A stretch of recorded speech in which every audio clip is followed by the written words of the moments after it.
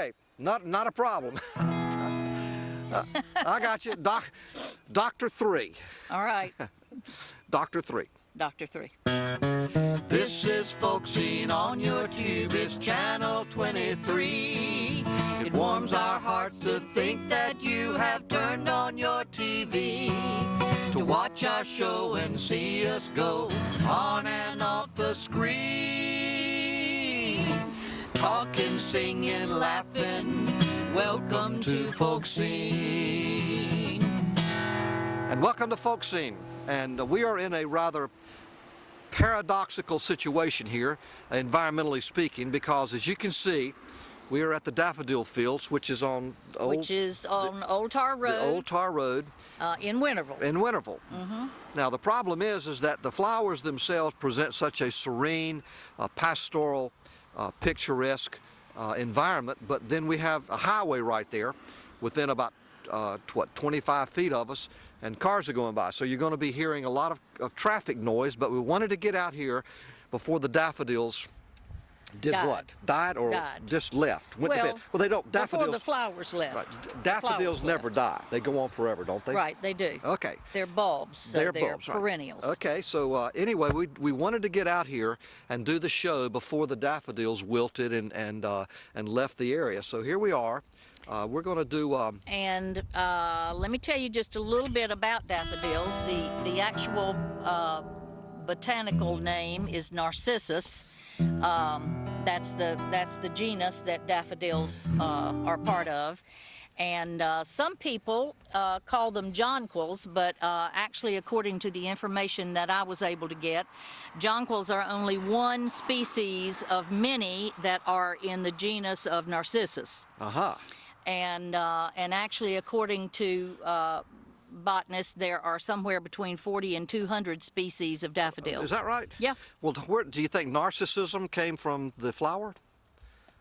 The word? The word, narcissism and that love of self. Yeah. Okay, yeah, that's it an is. interesting. I don't know. But interesting that's the Latin term for it. It was a good question, though, wasn't it? Yeah. Okay, I was a 10. Well, anyway, we're going to start with a song, and I think we did it earlier in the year. I think last year down at Jefferson Florist, but most of you may not remember that. But this is a song that Sandra and I have known for pretty much our entire married life, and the song is called Seven Daffodils, and it was written by whom?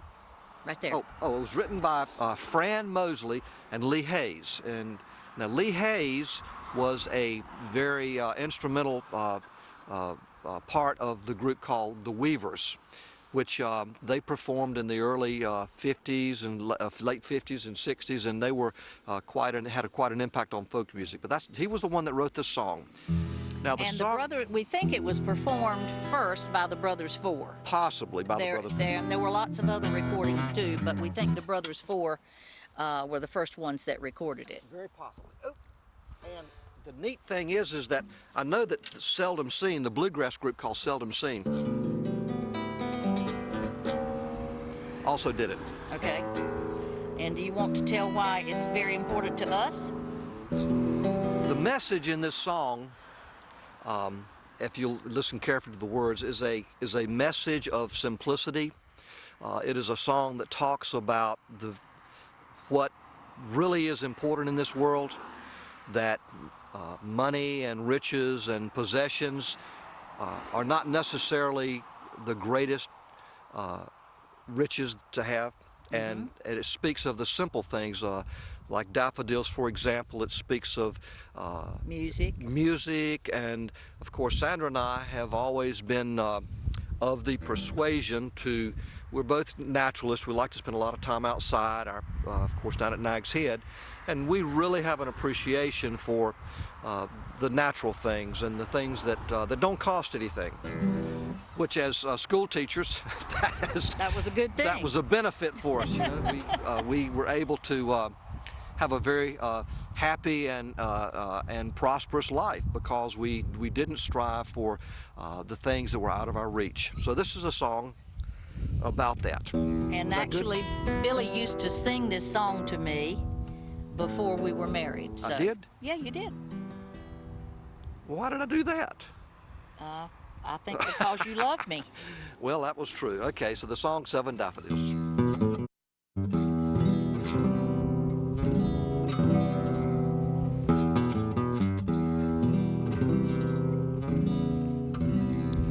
I do not have a mansion, nor have I any land, not one paper dollar to crinkle in my hand, but I will give you morning on 1,000 hills and kiss you and give you 7 daffodils.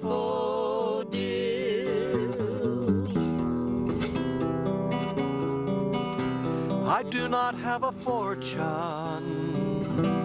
to buy you pretty things. I will give you moonbeams for necklaces and rings, and I will give you morning on 1,000 hills and kiss you and give you 7 daffodils.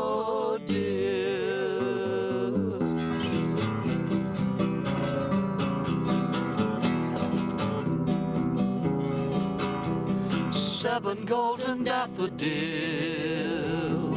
shining in the sun to light our way to evening when the day is done. And I will give you music and a crust of bread, a pillow of piney boughs to rest your head, a pillow of piney boughs to rest your head.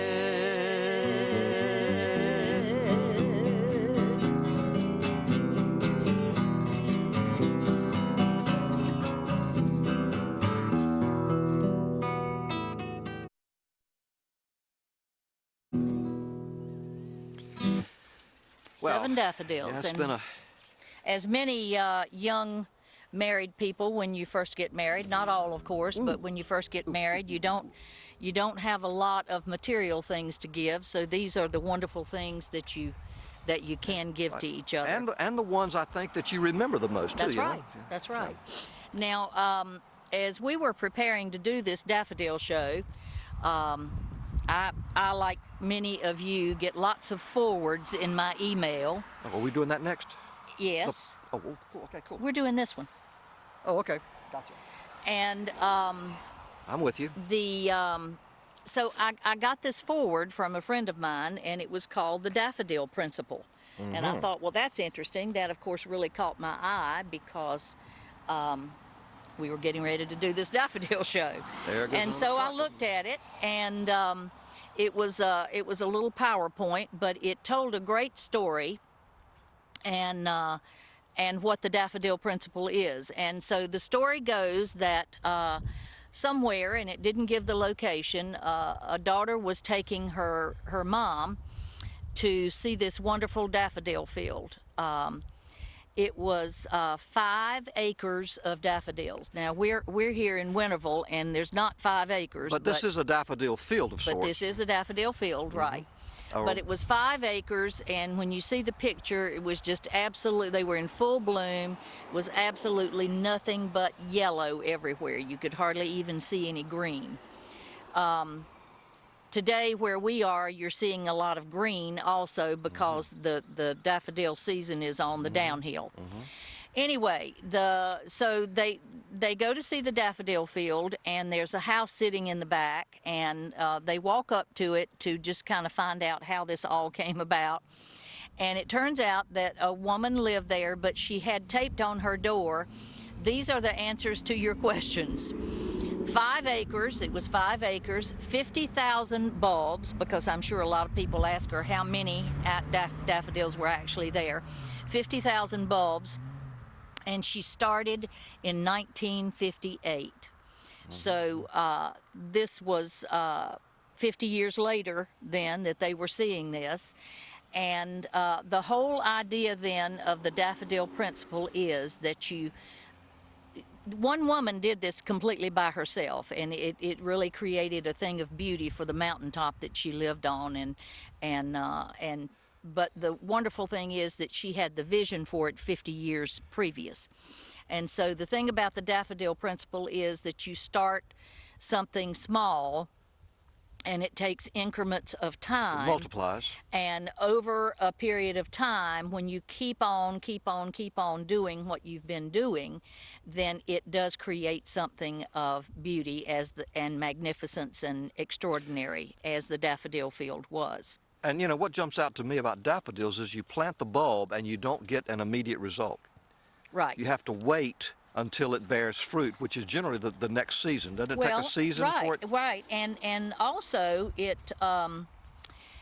you know, the actual flowering part of it, where you see the yellow flowers, is can be anywhere from 6 weeks to 6 months, depending on where you live. And I think for our part of the country, it's probably pretty close to 6 weeks that they actually bloom. And so that's kind of interesting too. But the whole thing then of the daffodil principle is one step at a time, learning to enjoy the doing of something with the accumulation of time, and accomplishing something magnificent as a result of it. And the other thing that this PowerPoint shared was that, you know, if you look at something now and say, well, you know, I've waited too late to start something like that. Don't look at it that way, because it's never too late. It's never too it's late. Never too late, right? And the way to make learning a lesson of celebration instead of a cause for regret is to ask yourself the question, how can I put this to use today? A pine needle. There we go, piney boughs. There must be a message in that. And so happiness is a journey, not a destination, and that is basically the daffodil principle. You want to tell us about this song? Okay, this next song is a song that I wrote, and it's called Me and Sandra. Now, grammatically speaking, it should be Sandra and I. Right. But, you know, me and Sandra, musically and, you know, poetically. So, anyway, it's a song that I wrote about the two of us. And I think, once again, it reflects the same message as Seven Daffodils, that, you know, the wonderful things in life, and I'm speaking to those of you out there who really desire to stop and smell the roses. I guess that's the message, and you know, look at where you are. You know, grow where you're planted. Is a real good thing. So anyway.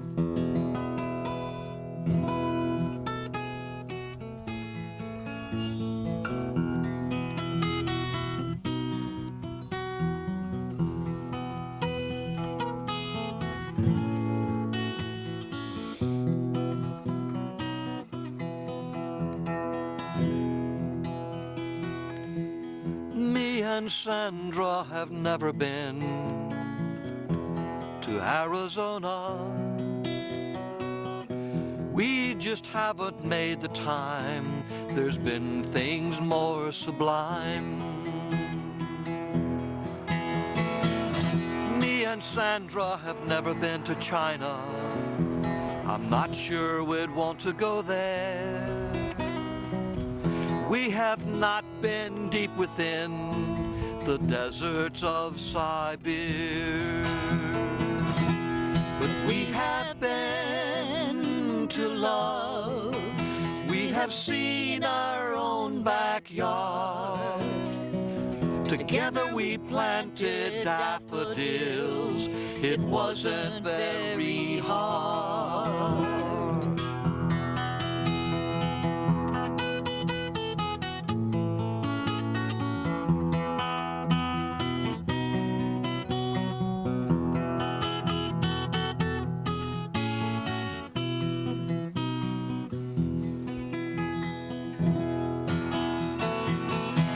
And Sandra have never been rich, but we haven't been quite poor. Our cupboard is filled with all that we need, and if need be, there was more. But we have been to love. We have seen our own backyard. Together we planted daffodils. It wasn't very hard. Together we planted daffodils. It wasn't very hard. But we have been to love. We have seen our own backyard. Together we planted daffodils. It wasn't very hard. Together we planted daffodils. It wasn't very hard.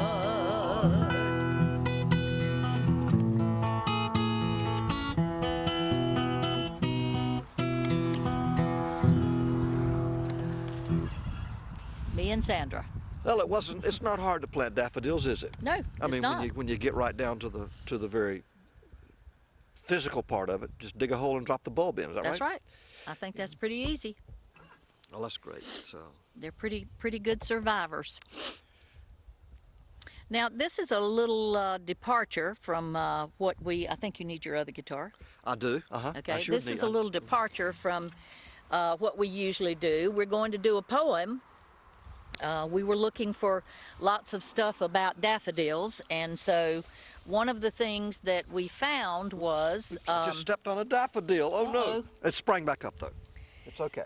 was a poem by William Wordsworth, of all things, from the 1800s about daffodils, and it's quite a delightful poem. And so Billy is going to play some musical background, and I'm going to read the poem for you about daffodils.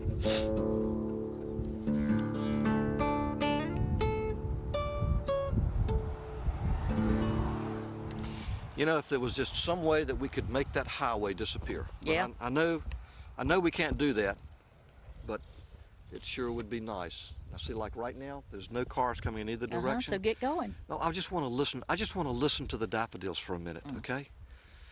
Because I know they're saying something right now. Uh-oh. We missed our There's another opportunity. car. We missed our window. Let's try it one more time. Okay, there goes it. All right, here we go. Ready? Ready. All right, now let's listen.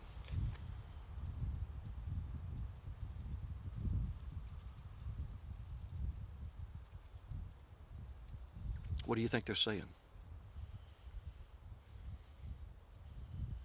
Sway with me. Sway with me? Yeah. Mm-hmm. See them swaying in the wind? Do you think they're looking for the answer? I don't Or know. do you think they have the answer? The answer, my friend, is swaying in the wind? Yeah, swaying in the wind, right. Okay, well, let's get going. Let's try this.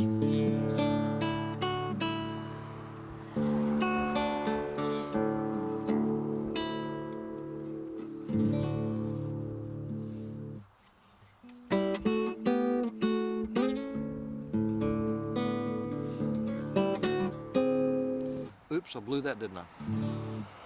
Let's start again.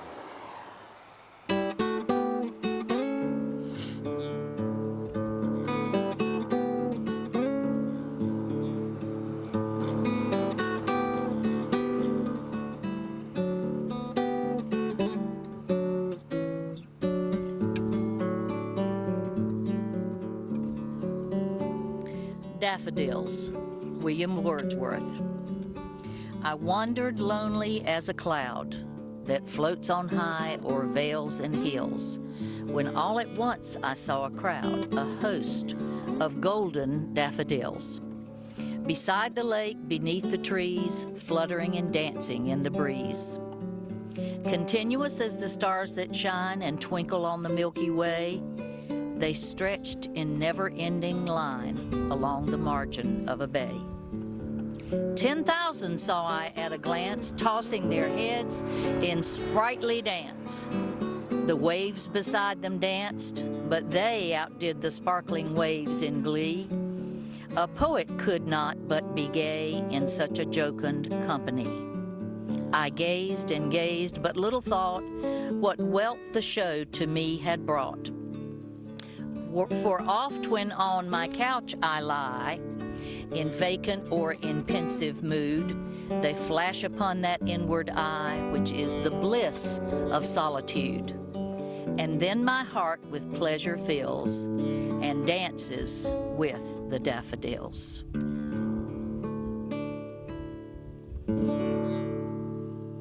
Beautiful. So that's what these daffodils are doing. They're dancing, aren't they? Wow, they are dancing. I love that. That's very, very, very, very serene. Mm-hmm. I love that. Now, I do have a question about daffodils, and you might be. The bulbs don't reproduce. You have to plant one bulb at a time, and that bulb does not produce other bulbs like potatoes, does it? No, I don't think so. So if there's like 58,000 daffodils blooming, it took 58,000 bulbs to produce that. Is that That's correct. That's correct. At least that's what we're thinking. Anyway. At least that's what we think. Now, if somebody knows more about flowers than we do, you certainly can correct us. But well, all right, let's. You want to give the number for the hotline? now here's a question right here. This says, oh wait a minute now. Okay, under good growing conditions, how long do daffodil bulbs last? It says under good growing conditions, they should outlast any of us. All right, now here's the question you just asked. Okay. How do daffodils multiply? Okay. Daffodils multiply in two ways. Asexual cloning, where exact copies of the flower will result, and sexually from seed, where new different flowers will result. Okay, but it so doesn't. maybe they do. Well, it does say multiply. asexual. Okay, asexual cloning, and then in parentheses That's it says bulb division. So the bulbs you have do to divide. I think you have to divide them, don't you? I don't know. Well, I don't know if I'd want to divide them or not. You know. Well, it says it says it's. Occasionally, wind or insects can pollinate the flower during bloom, and when this happens, the seed pod will contain we one really don't have or the a few answer to that seeds. question. We okay? don't. This is the first question that we've never been able to answer. Right. So if anybody out there knows the answer to that question, please call. You can call us. Well, you could just call us at the daffodil field here. oh, wait a minute. Okay. Have Look you got here. the answer? It says the resulting seed pod, this is from pollination, can contain up to 25 seeds, and each of these will produce an entirely new plant. Oh my goodness. Okay. But the wait for a bloom for a plant grown from seed is about 5 years. Okay. Okay, so there's our answer. All So right, it is possible then. Okay. I'll tell you what, we should have, you know what we should have titled this program? What? Take Me for a Ride in Your Car. Yeah, well, You know? we've had lots of them go by. Yes, we have. Hopefully the sound And a hasn't lot been of too them are waving. disturbing. You know, a lot of them are waving. Or Yeah. We had a couple to actually stop right here. Uh-huh. I don't know if you saw that or not, but Yeah, they were, I saw that. okay. And somebody threw a few dollars out there on the You grass. think? Yeah. You No, I think? see it. I see the money right You there. do? Uh-huh. Well, that's nice. Okay, this last song that we're going to do is actually it's not about daffodils, but But it it does. is another song that you wrote. It is another song that I wrote, and I wrote this song in 1971. Right. This was, and I think, were we in the military in 71?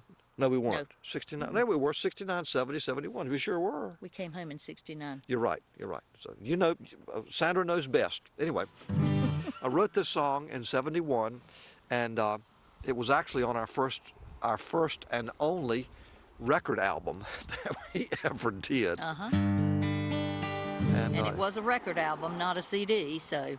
that's true. So now do you want to tell them about Tickling Grass? That's the title of the Okay, song. the title of the song is Tickling Grass, and I think the song pretty much explains itself. You do? Okay, well, Okay. if the song can't explain itself, then I'll explain it afterwards. But All right. let's just see if it can explain Okay. itself. All right, we'll try that then. All right. All right.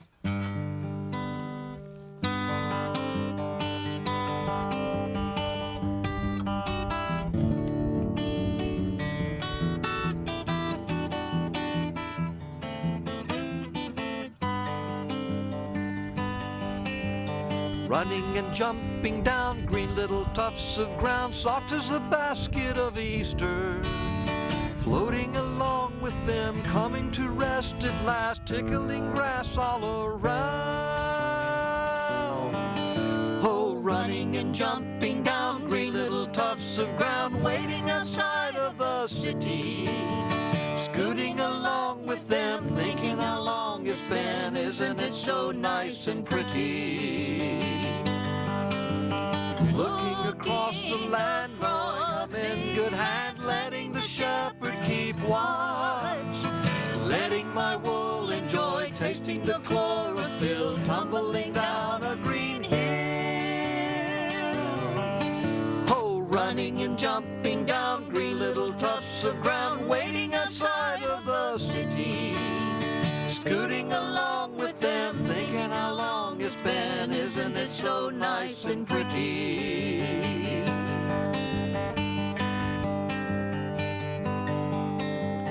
Standing beside a tree, looking across the field, grassy green hills all around, watching the tractor man coming to mow the land, tickling grass lying down. Looking across the land, knowing I'm in good hand, letting the shepherd keep watch, letting my wool enjoy, tasting the chlorophyll, tumbling down a green hill. Oh, running and jumping down green little tufts of ground, waiting outside of the city. Scooting along with them, thinking how long it's been, isn't it so nice and pretty? Scooting along with them, thinking how long it's been, isn't it so nice and pretty? Okay. Now, tell us what tickling grass is, Billy. You said you were going to ask me that question. You asked me so I wouldn't ask I you. did. Okay, I all right. did. So I'm making you answer it. Well, the original title for this song was Sheep, because I guess in the vision or in the picture that I had as I was writing the song was sheep in a meadow, in a field, playing in the grass, and of course it mentions a shepherd handling, controlling the sheep, and you're always picturing sheep jumping and playing and so forth. So the tickling grass, I think, is just a simple pasture of grass, just green grass wherever you might find it. There doesn't seem to be a lot of grass here. I think it's mostly pine straw, but tickling grass, has always just been real refreshing. It's always been a something that we just don't have enough of. Okay. For example, remember in Washington D.C. when we were up there, Right. there was very little grass on Very the mall. right, that's but right. at any rate, and there was one line in there that says, "Letting my wool enjoy, tasting the chlorophyll." Which is very picturesque to me, because I know that when a sheep, white wool and so forth, is going to fall down and tumble in the grass, Right. you're going to pick up some green chlorophyll. But at any rate, That's something that we all need is chlorophyll. Did you know that? we do. Yeah, we do. Well, what do we need it for? To have healthy bodies. My goodness. Well, where do you get it? I take chlorophyll. Yeah, but where do you get it from? I get it from my chiropractor. Oh, goodness. Well, do you not get chlorophyll from the grass? Or from the sky, from the air? Where does Not chlorophyll from the air. It comes from the ground, Chlorophyll comes from the ground. from the grass. Right? Oh, from the grass. Yeah. Okay. Speaking of chlorophyll. Right. Okay. Very good. Okay, well, we just appreciate you being with us today and for this show on daffodils and being here with us in the daffodil field in Winterville. Right, and we've just about run out of cars coming by, so we certainly want to end the program before the cars stop coming by. Right. So, Right. but anyway, this has been an exciting show for us, because when we first came out here, 2 weeks ago, the fields down here to our right were just golden. It was just solid yellow wherever you looked. Of course, there was a lot of people out there walking around taking pictures, but I came back a couple of days ago to check the field out, and it looked to me like that the daffodils are beginning to say goodbye. They are. They are. They're beginning to say goodbye. So we're glad that we were able to get here before they completely left us with a field of green instead of a field of yellow. Right. So we do want to thank you folks for sticking with us on this one and tolerating the traffic going by, and we hope that wasn't too much of a distraction, but we felt like that it was worth it. Right. So, Okay. Now That's we're been it. going to end the song now. That's been it for Folkseen. We're glad you stuck around. We hope you liked our program. We hope that you have found anyone can be a star, everyone can sing. And if you'd like to be one, join us on Folkseen. Thanks for joining us. See you next week.